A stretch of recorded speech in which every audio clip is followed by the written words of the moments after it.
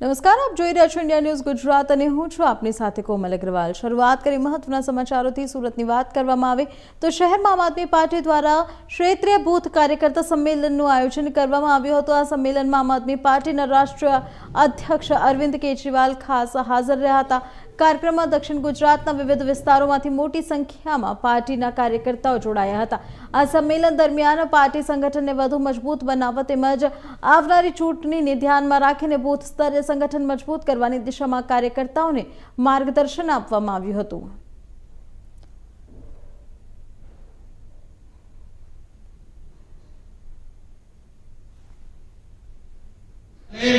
जनता की सरकार बनेगी, जो जनता कहेगी वही काम होगा।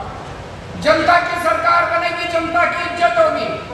नेताओं का भ्रष्टाचार खत्म किया जाएगा, नेताओं की गुंडागर्दी खत्म की जाएगी। जनता की सरकार बनेगी, अच्छी शिक्षा मिलेगी, गरीबों को अच्छी शिक्षा मिलेगी, अच्छे पुल बनेंगे, अच्छी सड़कें बनेंगी, सबका इलाज होगा। पंजाब के अंदर जनता की सरकार है, आम लोगों की सरकार है। भगवंत मान किसान का बेटा है। आज पंजाब में खेतों की सारी बिजली मुफ्त है, खेती की सारी बिजली मुफ्त है, घर की सारी बिजली मुफ्त है। गुजरात में चाहिए मुफ्त बिजली? किस किस को चाहिए? तो अपनी सरकार बनाओ, ये बीजेपी की सरकार मत बनाओ। कांग्रेस की सरकार बनाना बता, अपनी सरकार, अपने को वोट डालो, अपने को वोट डालो। पार्टियों की सरकार बनानी बंद करो। पंजाब के अंदर दिन में 8 घंटे बिजली आती है खेती के लिए। गुजरात में मुझे पता चला रात को 3 बजे बिजली आती है, 4 बजे है कि नहीं है? दिन में बिजली आती है, 8 घंटे लगातार किसानों के लिए बिजली आती है। क्यों? क्योंकि वहां पे जनता की सरकार है, आपकी सरकार है, आम आदमी की सरकार। अभी पंजाब के अंदर 10 लाख रुपए का हर परिवार का बीमा किया है, इंश्योरेंस। इसका क्या मतलब हुआ? जितने बड़े बड़े अस्पताल हैं, जितने मैक्स, अपोलो, फोर्टिस, जिसमें बड़े अमीर लोग इलाज कराते हैं, वहां एक गरीब मजदूर जाके अपना इलाज करा सकता है, फ्री में इलाज होगा उसका। एक गरीब मजदूर को, उसकी माँ को, उसके पिताजी को, उसके बच्चों को, अब भगवान ना करे अगर उसका हार्ट अटैक हो जाए, उसको कैंसर हो जाए, उसको किडनी ट्रांसप्लांट कराना हो, उसको लिवर ट्रांसप्लांट कराना हो, उसको कोई ऑपरेशन कराना हो, किसी को, किसान को, मजदूर को, गरीब को, किसी को, बड़े से बड़े अमीरों वाले अस्पताल में उसका 10 लाख रुपए तक का सारा इलाज मुफ्त होगा। उसका सीटी स्कैन, उसका MRI, सारे टेस्ट, सारी दवाइयां सब मुफ्त होंगी। अभी अभी पंजाब के अंदर पास किया है, 60 लाख परिवारों का इंश्योरेंस करवाया। गुजरात में होना चाहिए कि नहीं होना चाहिए? अपनी सरकार बनाओ, झाड़ू की सरकार बनाओ, झाड़ू चलाओ, झाड़ू की सरकार बनेगी तो सब कुछ मिलेगा। और कल पंजाब का बजट आया, हर महिला को 1000 रुपए, हर 1000 रुपए हर महिला के अकाउंट में हर महीने दिए जाएंगे। पहली बार हो रहा है पूरे देश के अंदर, हर महिला के अकाउंट में 1000 रुपए हर महीने दिए जाएंगे। गुजरात में भी हो सकता है। अपनी सरकार होगी, अपनी सरकार बनानी पड़ेगी। ये पार्टीबाजी की, इसमें आप में से कुछ लोग बीजेपी वाले भी होंगे, आप में से कुछ लोग कांग्रेस वाले भी होंगे, लेकिन बीजेपी कांग्रेस का साथ छोड़ दो, कुछ नहीं मिला अपने को बीजेपी कांग्रेस। इस बार अपनी सरकार बना। गुजरात हमारा है, गुजरात आपका है, गुजरात इनके पिताजी का नहीं है। हम सब लोगों को मिलकर गुजरात को बचाना है, अपने बच्चों के लिए, आने वाली पीढ़ियों के लिए गुजरात बचाना है। हमारे पूर्वजों ने कुर्बानी दी थी, सरदार पटेल ने कुर्बानी दी थी, महात्मा गांधी ने संघर्ष किया था। इन लोगों ने तो मलाई खाई है, इस गुजरात को बचा लीजिए। हम सब लोगों को गुजरात को जागना पड़ेगा, सब लोगों को जिम्मेदारी लेनी पड़ेगी, एक एक आदमी को। સુરતમાં ભાજપના સ્થાપક નેતા ફકીર ચૌહાણે પક્ષની કાર્યશૈલી સામે આક્રોશ વ્યક્ત કરતા રાજકીય ગરમાવો સર્જાયો છે। 88 વર્ષીય પીઢ નેતા ફકીર ચૌહાણે જણાવ્યું હતું કે આજે કોઈક આંદોલન કરે તો તેને સીધો રાષ્ટ્રદ્રોહ ગણાવવામાં આવે છે। તેમણે કોંગ્રેસના શાસનકાળને યાદ કરતા કહ્યું કે પહેલા આંદોલનકારીઓનું સન્માન ન થતું હતું, જ્યારે હવે કાયદાનો ડર બતાવી લોકોના અવાજને દબાવવામાં આવે છે। ફકીર ચૌહાણે વધુમાં આક્ષેપ કર્યો કે પ્રજા સુધી હકીકત પહોંચાતી નથી અને માત્ર મોદીના નામ પર આભાસ ઊભો કરવામાં આવે છે। વરિષ્ઠ કાર્યકરોની ઉપેક્ષા અને લોકશાહી અધિકારો છીનવતા હોવાની વેદના વ્યક્ત કરતા તેમના નિવેદનોથી સુરત ભાજપ સંગઠનમાં ચર્ચાનો માહોલ સર્જાયો છે। ફકીરભાઈ ચૌહાણ પૂર્વ મેયર હાલમાં જ સ્નેહ મિલન કાર્યક્રમ હતો, એમાં બધા કાર્યકર્તાને યાદ કરવામાં આવ્યા હતા અને બોલાવ્યા હતા। આમ પણ ઘણી મિટિંગ હોય છે તેમાં બોલાવે છે, હું પણ ગયો હતો। એમાં મારી કોઈ સ્પીચ હતી નહીં, ફક્ત આપણે સાંસદ મુકેશ દલાલ, deputy chief minister Harsh Sanghavi અને કેન્દ્રના જલ સંસાધન મંત્રી C.R. પાટીલ હાજર હતા અને એમની સ્પીચ હતી।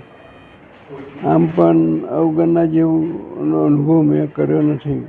વારંવાર મિટિંગ હોય છે, પરંતુ આમંત્રણ પણ મળે છે, પરંતુ મારી તબિયત સારી ન હોવાથી અમુકમાં જામ અમુકમાં ન જામ એવું બને છે।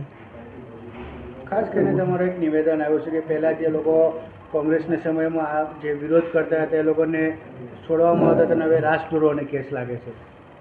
હવે એમાં શું હતું કે ત્યારે રાજદ્રોહ અને રાષ્ટ્રદ્રોહનો કાયદો અલગ હતો, એટલે રાજદ્રોહના કાયદા હેઠળ અટકાયત થતી, એટલે અમારી પણ ધરપકડ કરવામાં આવતી, પરંતુ પછી ત્યાં હેડક્વાર્ટરમાં લઈને છોડી દેતા। આજે કાયદો બદલાયો છે એટલે આંદોલન કરે તો જામીન પર છૂટવું પડે છે, આટલો તફાવત છે। ખાસ કરીને તમે એમ પણ કીધું છે કે જે ચહેરો છે આખું મોદી છે, એના સિવાય કોઈ નથી, એવું કંઈક ધ્યાન છે? ના, આમ પણ અત્યારે જોઈએ તો તમને પણ અનુભવ થતો હશે કે નરેન્દ્ર મોદી સંગઠન અને શાસનનો પ્રાણ છે એવી પરિસ્થિતિ છે, અને એમના લીધે જ મત પણ મળે છે, એમના લીધે જ લોકો ચાહે છે, એવી એક એમની આભા નિર્માણ કરી શકાય છે। એટલે એમ ટૂંકમાં કહેવા આવે તો મોદી સાહેબ સિવાય બીજા કોઈ એવા વર્ચસ્વ નથી કે કોઈ નેતા નથી, એમ કહી શકાય? લગભગ એવું છે। શું કહેશો પછી મોદી સાહેબ પછી બીજો કોઈ નેતાને આપણે ચૂનવું હોય તો? નરેન્દ્ર મોદીની તબિયત હાઈ ક્લાસ છે અને 75 વર્ષનો નિયમ એમને લાગવાનો નથી, એટલે અત્યારે કોઈ ચિંતા કરવાની જરૂર નથી। ને આજે ખાસ કરીને જે દેશદ્રોહની ને રાજદ્રોહની કેસ એક થઈ ગઈ છે, કોંગ્રેસ સમયમાં એ નથી, હાલ થઈ ગઈ છે, તો કોઈ પણ જે પણ લોકો આમાં વિરોધ કરે એના ઉપર થઈ જાય, ને એ વિષયમાં શું કહેશો? મેં કહું હવે તો આમાં શું છે કે જે અધિકારી છે ને, જે પોલીસ અધિકારી, એની પર મોટે ભાગનો આધાર રહેલો છે, એને કઈ કલમ લગાડીને શું કરવું એ રીતે આખું પરિસ્થિતિ સર્જાય। દાહોદ બહુલ્ય આદિવાસી જિલ્લો હોવાથી દાહોદ જિલ્લાના ગરબાડા તાલુકાના જેસાવડા ગામે વર્ષોથી ચાલી આવતી પરંપરા મુજબ ગોળ ગધેડાના મેળાનું આયોજન જેસાવડા ગામના કટારા પરિવાર દ્વારા ગ્રામજનો દ્વારા આયોજન કરવામાં આવે છે। દાહોદ જિલ્લાના જેસાવડા ગામે આજરોજ આદિવાસીઓનો અનેરો ગોળ ગધેડોના મેળો આદિવાસી રીત રિવાજોના અનેક રંગો હોળી પર્વના ફાગણ સુદ છઠના દિવસે ઉજવવામાં આવે છે, જે મેળો આદિવાસી પરંપરાને ઉજાગર કરતો આંતરરાષ્ટ્રીય ખ્યાતિ પ્રાપ્ત ગોળ ગધેડોના મેળો કંઈક આગવું જ મહત્વ ધરાવે છે।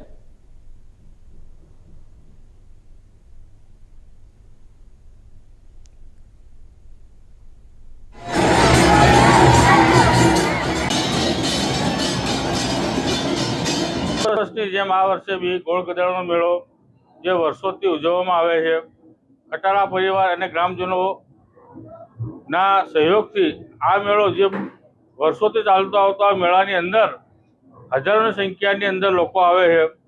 હોળીના છઠ્ઠા દિવસે આ મેળાનું આયોજન અમે કટારા પરિવાર દ્વારા કરવામાં આવીએ છીએ। અગાઉની જે પરંપરાઓ હતી, જે છોકરો ઉપર ચડતો હતો એ એની મનપસંદગીની છોકરી જોડે લગ્ન કરતો હતો, પણ ધીમે ધીમે જે સંસ્કૃતિ બદલાતી ગઈ, પરંપરાઓ બદલાતી ગઈ, પણ આજે એ રિવાજ નથી ને આજે અમે સમગ્ર ગ્રામ વતી આ મેળાનું આયોજન કરીએ છીએ ને જે છોકરો ઉપર ચડે છે એને પંચાયત થકી અને ગામ થકી અમે ઇનામ આપીએ છીએ. મારું નામ કટારા વિશાલકુમાર વસંતભાઈ છે. અમારે ત્યાં 9/3/2026ના રોજ ગોળ ગધેડાનો મેળો ભરવામાં આવ્યો છે. તેમાં હું ફર્સ્ટ ક્રમે ઉપર ચડ્યો છું. એની અમારે ત્યાં વર્ષોથી ચાલતો આવે છે, વારસાગત છે અને આની માન્યતા આગળ હતી જે વર્ષો જૂની થઈ ગઈ છે કે ફર્સ્ટ નંબરે જે ચડે છે પહેલા નંબરે તેમને મનગમતી છોકરી પરણાવવાની, પણ હવે આ પ્રથા ધીરે ધીરે નાબૂદ થઈ ગઈ છે અને હવે ખાલી સંસ્કૃતિ જાળવવા માટે અમે કરીએ છીએ. અરવલ્લી જિલ્લામાં આવેલી યાત્રાધામ શામળાજી રોડ રેલવે સ્ટેશનને વંદે ભારત એક્સપ્રેસ ટ્રેનનું સ્ટોપેજ મળ્યું છે. ઉદયપુર આસરફા વચ્ચે દોડતી ટ્રેન નંબર 26963ને શામળાજી રોડ રેલવે સ્ટેશન પર રોકાણ કરવાની મંજૂરી આપવામાં આવી છે. આ સ્ટોપેજ મળતા ગુજરાત અને રાજ્યમાંથી ટ્રેન મારફતે શામળાજી આવતા શ્રદ્ધાળુઓ તેમજ મુસાફરોને મોટો ફાયદો થશે.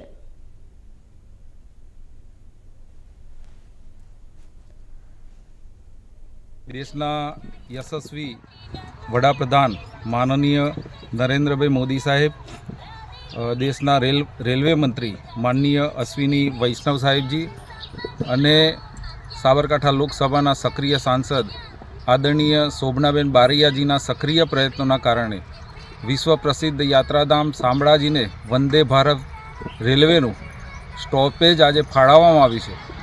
અરવલ્લી અને અમારા શામળાજી માટે ખૂબ આનંદના સમાચાર છે. અરવલ્લીને વંદે ભારતનું સ્ટોપેજ મળવાથી અને શામળાજીને વંદે ભારતનું સ્ટોપેજ મળવાથી આ વિસ્તારના લાખો યાત્રિકોને, શામળિયાના ભક્તોને લાભ થશે. આ વિશ્વ પ્રસિદ્ધ યાત્રાધામ સુધી પહોંચવાનો માર્ગ યાત્રિકો માટે સરળ બનશે. હું શ્રી શામળાજી વિષ્ણુ મંદિર ટ્રસ્ટ વતીથી ભારત સરકારનો, અમારા સક્રિય સાંસદ માનનીય શોભનાબેન બારૈયાજીનો આભાર માનું છું. અસ્તુ. સુરેન્દ્રનગર શહેરમાં પીજીવીસીએલના કર્મચારીઓની દાદાગીરીનો એક વિડીયો સોશિયલ મીડિયા ઉપર ખૂબ જ ઝડપથી વાયરલ થઈ રહ્યો છે. તો મળતી માહિતી મુજબ સામાન્ય રકમ બાકી હોવા છતાં પીજીવીસીએલના કર્મચારીઓ દ્વારા ગ્રાહકનું વીજ કનેક્શન કાપી નાખતા ગ્રાહકે રોષ વ્યક્ત કર્યો હતો. તો આ ઘટના સુરેન્દ્રનગર શહેર જીબી વિભાગ 2ની કામગીરી પર પણ સવાલો ઊભા કરી રહી છે. ભર બપોરે કનેક્શન કાપી નાખતા હોબાળો મચ્યો હતો, જેના પગલે બાદમાં ફરીથી કનેક્શન ચાલુ કરવામાં આવ્યું હતું. ગ્રાહક બીપીના દર્દી હોવાના જણાવાઈ રહ્યું છે અને જો તેની તબિયત બગડે તો જવાબદારી કોણ લે છે તેવા સવાલો પણ ઊભા થઈ રહ્યા છે. હાલ આ ઘટનાને લઈને લોકોમાં નારાજગી જોવા મળી રહી છે અને આવા કર્મચારીઓ સામે પીજીવીસીએલ ક્યારે કાર્યવાહી કરશે તે અંગે પણ ચર્ચા ચાલી રહી છે. તો આપણે જણાવી દઈએ કે ઘટના સુરેન્દ્રનગરથી સામે આવે છે, જ્યાં પીજીવીસીએલ કર્મચારીઓની દાદાગીરી સામે આવે છે. શહેરના પીજીવીસીએલના કર્મચારીઓની દાદાગીરીનો વિડીયો સોશિયલ મીડિયા ઉપર ઝડપથી વાયરલ થઈ રહ્યો છે અને ચર્ચા જગાય છે.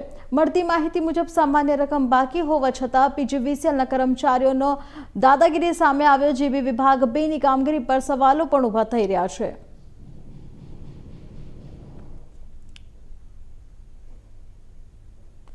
સુરેન્દ્રનગર જિલ્લામાં આંગણવાડી કાર્યકર બહેનોએ તેમની પડતર માંગણીઓને લઈને જિલ્લા પંચાયત ખાતે વિરોધ નોંધાવ્યો હતો. આંગણવાડી બહેનો જિલ્લા પંચાયત કચેરીએ પહોંચી સીડીપીઓને આવેદનપત્ર આપી રજૂઆત કરી હતી. બહેનોએ આક્ષેપ કર્યો હતો કે તેમને વારંવાર સરકારી કાર્યક્રમોમાં ફરજ માટે લઈ જવામાં આવે છે, પરંતુ તેના બદલામાં યોગ્ય લાભ આપવામાં આવતા નથી. તો વધુમાં જણાવ્યું હતું કે જૂના મોબાઈલ ફોન આપવામાં આવ્યા છે, જેમાં નવી એપ્લિકેશન ડાઉનલોડ કરવા છતાં ઓનલાઈન હાજરી સહિતની કામગીરી શક્ય નથી. તેથી નવા મોબાઈલ આપવામાં આવે તેવી માંગ કરવામાં આવી છે. મારું નામ ચાવડા પ્રીતિબેન છે. અમે વઢવાણ તાલુકામાંથી આવીએ છીએ અને અત્યારે અમે સમગ્ર સુરેન્દ્રનગર જિલ્લામાંથી અમારા બહેનો આવેલા છે. આ અગાઉ અમે 12 તારીખે પણ આવેદનપત્ર આપેલું હતું સરકારશ્રીને, તો પછી એમનો કંઈ અમને નિર્ણય નહીં આવતા અમે 3જી તારીખે પણ આવેદનપત્ર આપેલ છે કે અમે ઓનલાઈન કામગીરી નહીં કરીએ. છતાં પણ અમે 3જી તારીખે આવેદનપત્ર આપ્યું હતું કે અમે 5 તારીખથી ઓનલાઈન કામગીરી બંધ કરશું. અમે ઓફલાઈન તો કેન્દ્ર ચાલુ રાખશું જ, બાળકોને નાસ્તો તો આપશું જ, કેમ કે બાળકોની અમને ચિંતા છે. પણ હજી અમે ત્યારે પણ કીધું હતું કે અમે ઓફલાઈન કેન્દ્ર અમે 16 તારીખ સુધી ચાલુ રાખશું અને ઓનલાઈન કામગીરી નહીં કરીએ. છતાં પણ આમાં અમારા ગ્રુપમાં ઘણા બધા જિલ્લામાં બહેનોનું એવું કહેવું છે કે સુપરવાઇઝર દ્વારા, CDPO દ્વારા કે PO દ્વારા એ લોકોને બહુ જ ધમકાવવામાં આવે છે અને અમારા બહેનોનું મનોબળ તોડવા માંગે છે. અને એ વાત PO મેડમની પણ સાચી છે કે ગમે તે અધિકારીઓ એમને ગાંધીનગરથી પ્રેશર હોય એટલે એ લોકો તો અમને દબાવવાના છે જ. એટલે અમારી સરકારશ્રીને એટલી વિનંતી છે કે જો તમને બાળકોની ચિંતા હોય તો અમારો પગાર વધારો તાત્કાલિક કરો અને જે અમારું જે ઇન્સેન્ટિવ છે પૂરું કરો અમારો, અને હાઈકોર્ટનો ચુકાદો જે આવેલ છે એને અનુસરે સરકાર. નમસ્તે. મારું નામ રાઠોડ ઉર્મિલાબેન જે છે. હું લખતર તાલુકા આંગણવાડીમાં નોકરી કરું છું. અમારું સરકારશ્રીને કહેવું છે, અમે 5 તારીખથી હડતાલ ઉપર ઓનલાઈન કામગીરી બંધ છે, ઓફલાઈન તો ચાલુ જ છે, કેન્દ્ર પણ ચાલુ છે, બાળકોને પોષણ આપવાનું પણ ચાલુ છે, બરાબર, પણ અમે ઓનલાઈન કામગીરી બંધ કરી છે. સરકારે હાઈકોર્ટમાંથી અમારો ચુકાદો આવેલો છે કે એ લોકોને લઘુત્તમ વેતન ચૂકવો, પણ હજુ સુધી સરકારશ્રી એ વિશે કાંઈ વિચારતી નથી. અમને એવું હતું કે 8 માર્ચે અમારું કંઈક આવશે અને અમારા પગાર વધારાની જાહેરાત કરશે. અમને સરકાર તરફ આશા હતી, પણ એ આશા આજે ઠગારી નીવડી છે. એટલે અમે અત્યારે આ બધા બહેનો ભેગા થયા છીએ અને ઉગ્ર આંદોલન કરીશું. એમ અમારો પગાર નહીં વધારવામાં આવે, અમને મોબાઈલ નહીં આપવામાં આવે તો ઉગ્ર આંદોલન કરશું અને આંગણવાડી પણ બંધ રાખીશું. ભરૂચ જિલ્લાની વાત કરવામાં આવે તો દહેજ દરિયાકાંઠે 2 ડોલ્ફિન ફસાઈ જવાની ઘટના સામે આવી છે, જ્યાં સમયસર કરવામાં આવેલ રેસ્ક્યુ ઓપરેશનથી તેમની જાન બચી ગઈ હતી. મળતી માહિતી મુજબ ઓટના કારણે દરિયાનું પાણી ઉતરી જતા 2 ડોલ્ફિન કાદવ અને ઓછી ઊંડાઈવાળી ક્રીકમાં ફસાઈ ગઈ હતી. જીવન મરણ વચ્ચે ઝૂઝમાતી આ ડોલ્ફિન પર દરિયાઈ શ્રમિકોની નજર પડતા તેમણે વિલંબ કર્યા વગર તરત જ રેસ્ક્યુ કામગીરી શરૂ કરી હતી. ભારે મહેનત બાદ બંને ડોલ્ફિનને સુરક્ષિત રીતે બહાર કાઢી ફરી દરિયામાં છોડવામાં આવી હતી. તો આ ઘટનાને કારણે આસપાસના વિસ્તારોમાં લોકોમાં ઉત્સુકતા જોવા મળી હતી અને દરિયાઈ શ્રમિકોની સતર્કતાની પ્રશંસા પણ કરવામાં આવી રહી છે.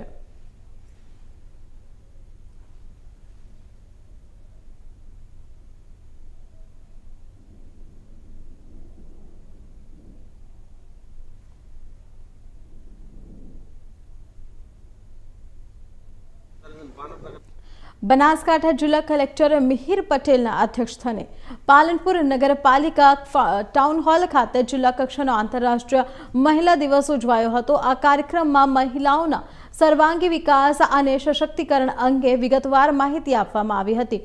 સરકાર દ્વારા મહિલાઓના શિક્ષણ, આરોગ્ય, સ્વરોજગાર અને આત્મનિર્ભરતા માટે અનેક યોજનાઓ અમલમાં મૂકવામાં આવે છે. મહિલાઓને આ યોજનાઓનો લાભ લઈને પોતાના વિકાસ સાથે સમાજના વિકાસમાં યોગદાન આપવું જોઈએ. સમાજના દરેક ક્ષેત્રમાં મહિલાઓનું યોગદાન અત્યંત અગત્યનું રહ્યું છે.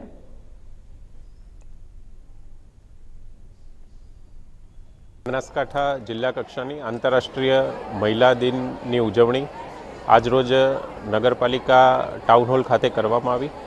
સમગ્ર કાર્યક્રમમાં મોટી સંખ્યામાં સમગ્ર જિલ્લામાંથી બહેનો ઉપસ્થિત રહ્યા હતા. આ સાથે જ જે તેજસ્વી મહિલાઓ છે એનું સન્માન કરવામાં આવ્યું. આ ઉપરાંત ભારત સરકાર અને ગુજરાત સરકાર તરફથી મહિલા અને બાળ વિકાસ સંબંધિત તમામ જે યોજનાઓ છે એ યોજનાની માહિતી પણ અહીંયા બહેનોને આપવામાં આવી હતી તથા યોજનાના જુદા જુદા જે લાભાર્થી બહેનો છે તેમને લાભનું વિતરણ પણ કરવામાં આવેલું હતું. મારું નામ છે જાગૃતિ મહેતા. મહિલા આંતરરાષ્ટ્રીય દિવસની ઉજવણી કરવા માટે આજે નગરપાલિકા ટાઉન હોલમાં આજે મહિલા સંમેલન યોજાયું હતું. ત્યાં આગળ મને મહિલા સન્માનિત કરવામાં આવી છે.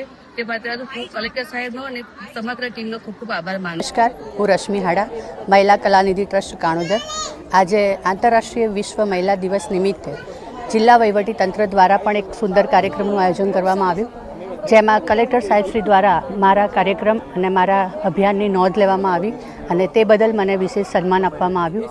20 વર્ષથી મારી મહિલા કલાનિધિ ટ્રસ્ટ કાણોદરની સુંદર કામગીરી થાય છે અને અનેક પ્રોજેક્ટો થકી બનાસકાંઠાની દીકરી તરીકે જ્યારે કામ કરું છું ત્યારે આ વર્ષે પણ દર વર્ષની જેમ 8મી માર્ચ નિમિત્તે મેં 10 દીકરીઓને રૂપિયા 25,000ની એફડી આપી અને એમને 10 એફડી અને 5 દીકરીઓને તેજસ્વીની સન્માન આપ્યું.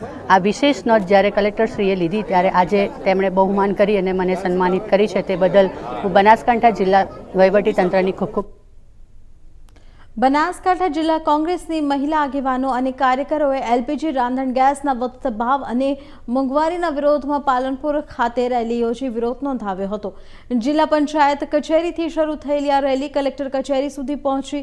અને રેલીમાં જોડાયેલી મહિલાઓએ મોંઘવારી અને ગેસના ભાવ વધારા સામે સરકાર વિરુદ્ધ સૂત્રોચ્ચાર કર્યા હતા।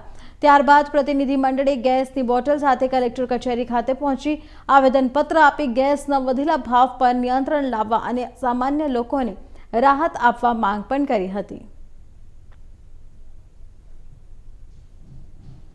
આજે મોંઘવારી જે માજા મૂકી છે એ મહિલાઓની વેદના આ 30 વર્ષથી બેઠેલી સરકાર ગુજરાતની 12 વર્ષથી બેઠેલી સરકાર કેન્દ્રની કહેવા માંગુ છું બે હાથ જોડીને, જ્યારે 350 બાટલો હતો ત્યારે ઓલ ઇન્ડિયા પ્રેસિડેન્ટ સ્મૃતિબેને બાટલો માથે કરીને તાંડવ કર્યો હતો। આજે બેનને પણ એટલી બધી મોંઘવારી આવી ગઈ છે કે એ ભાજપ છોડી અને પાછા સિરિયલ બાજુ વળી ગયા છે કમાવા માટે પૈસા। જ્યારે આમ જનતાને કેટલી તકલીફ પડતી હોય, આજે ભાજપના મિનિસ્ટરો મોંઘી મોંઘી સાડીઓ પહેરીને બહેનો જાય છે, 20-25 હજારની મિનિસ્ટર મેડમો સાડીઓ પહેરતી હોય, ત્યારે આમ બહેનોની પ્રજાની હાલત શું હોય એ ભાજપના મિનિસ્ટર બહેનોને પણ કહેવા માંગુ છું। આજનો ગેસનો ભાવ વધારો જે 7 માર્ચે 70 રૂપિયા ગેસનો ભાવ વધારો થયો હતો, એના કારણે આજે અમે કલેક્ટરને આવેદનપત્ર આપ્યું છે અને મોંઘવારી જે માજા મૂકી છે એમાં થોડો ન્યાય મળે એના માટે કરવામાં આવ્યું છે। શું માંગ? આજે બનાસકાંઠા મહિલા કોંગ્રેસ સમિતિ દ્વારા મોંઘવારીના વિરોધમાં એટલા માટે આંદોલન કરવામાં આવ્યું, રેલી કાઢવામાં આવી કે મોંઘવારી કૂદકે ને ભૂસકે વધી રહે છે। કાલે 8 માર્ચ એટલે મહિલા દિવસ હતો અને 7 માર્ચે આ સરકારે ગેસના ભાવમાં 1-2 રૂપિયો નહીં સીધા 60 રૂપિયાનો વધારો કરી અને મોંઘવારી એટલી બધી વધારી દીધી કે બહેનોના રસોડાનું બજેટ ખોરવાઈ જાય। આજે બહેનો મજૂરીએ જાય તો એમને 250 રૂપિયા કે 300 રૂપિયા મજૂરી મળે છે અને મોંઘવારીનો માર એટલો બધો છે કે એમને ઘર ચલાવવા માટે દરરોજે 500 કે 700 રૂપિયાની જરૂર પડે તો બહેનોને ઘર કેવી રીતના ચલાવવું? આજે કિસાનોની પણ એ જ હાલત છે। કિસાનોને પણ જીએસટીમાં વધારો કરી અને એમની પણ કમર તોડી નાખવામાં આવી છે। પેટ્રોલ, ડીઝલ, શાકભાજી, કરિયાણું બધું જ મોંઘું છે। આજે કૂદકે ને ભૂસકે મોંઘવારી વધી રહી છે અને બહેનોનું બજેટ ખોરવાઈ રહ્યું છે। આપણા વડાપ્રધાન તો એવું કહેતા હતા કે બહેનો તમને કંઈ પણ તકલીફ પડે તો મને 20 પૈસાનું પોસ્ટકાર્ડ લખજો, પણ હાલ બહેનોની એવી પરિસ્થિતિ છે કે એમની પાસે 20 પૈસા પણ બચતા નથી। તે પોસ્ટકાર્ડ લાવીને લખે અને આટલું મીડિયામાં બતાવવામાં આવે છે, આ ફેસબુક પર બતાવવામાં આવે છે, ઇન્સ્ટાગ્રામ પર બતાવવામાં આવે છે, પણ આ આંધળી બેરી સરકારની નથી તો આંખો ઉઘડતી, નથી તો કાન ખુલતા, નથી એ જોતી કે નથી એ સાંભળતી। ગાંધીજીના 3 વાંદરા જેવી એમની જે સરકાર છે, આ ડબલ એન્જિનની સરકાર, એ સરકાર અમારી મહિલાઓની વાતો સાંભળે અને મોંઘવારી દૂર કરે એવી હું સરકારને વિનંતી કરું છું। અમરેલી જિલ્લાના દામનગર શહેરમાં ભાજપના મહામંત્રી પ્રકાશ તેજા પર થયેલા જીવલેણ હુમલાના મામલે પોલીસ મહત્વપૂર્ણ સફળતા મળી છે। આ કેસમાં હુમલાકાર કરનાર આરોપી હીરાભાઈ નવાપરાને પોલીસે ઝડપી પાડ્યા છે। મળતી માહિતી મુજબ દામનગરમાં ધારાસભ્ય જનક તાડવિયાના વરદ હસ્તે બ્રિજના ખાતમુહૂર્ત કાર્યક્રમ દરમિયાન ભાજપના મહામંત્રી પ્રકાશ તેજા પર ઘાતક હથિયાર વડે હુમલો કરવામાં આવ્યો હતો। આ હુમલા ધારાસભ્ય જનક તાવડિયાની હાજરીમાં જ થયો હોવાનું સામે આવ્યું છે। તો ઘટનાની તપાસ દરમિયાન પોલીસ દ્વારા ઝડપી કાર્યવાહી કરીને હુમલાખોર હીરાભાઈ નવાપરાને પકડી પાડવામાં આવ્યા છે।